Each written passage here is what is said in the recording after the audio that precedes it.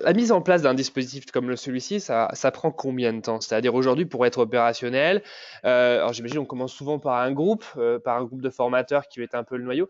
Voilà, combien de temps il faut pour mettre en place cette démarche-là? Sinon, voilà, quel temps ça va prendre pour que les formateurs soient opérationnels?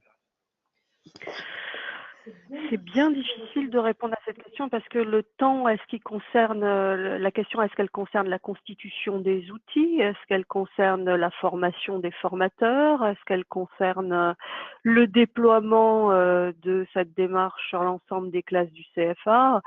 C'est bien compliqué. La réponse, la question, elle est un peu floue de ce point de vue-là.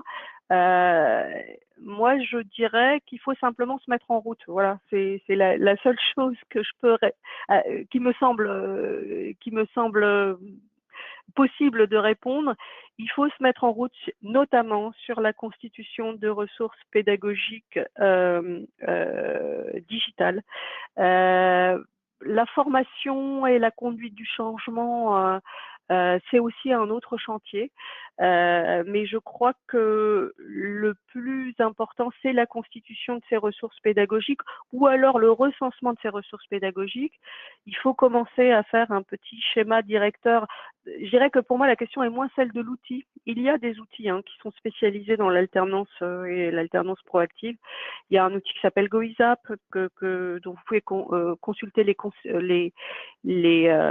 fonctionnalités sur le site de Proactive Academy. Il y a des plateformes Moodle qui sont tout à fait compatibles avec ça. On peut adapter Ipareo aussi et les modules pédagogiques pour être compatibles avec ça.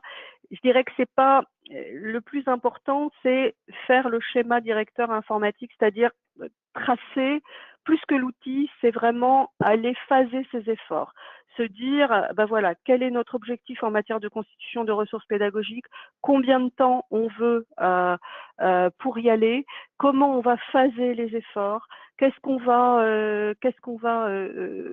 temps et quel effort on va consacrer également à la formation des formateurs. Mais sur la question des ressources pédagogiques, je pense qu'on n'a pas tellement le choix et qu'il faut y aller.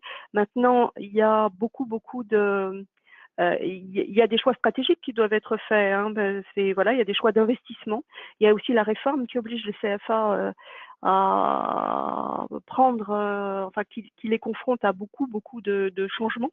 Mais il faut commencer à écrire, je crois, son schéma directeur de développement, son schéma directeur numérique en fait.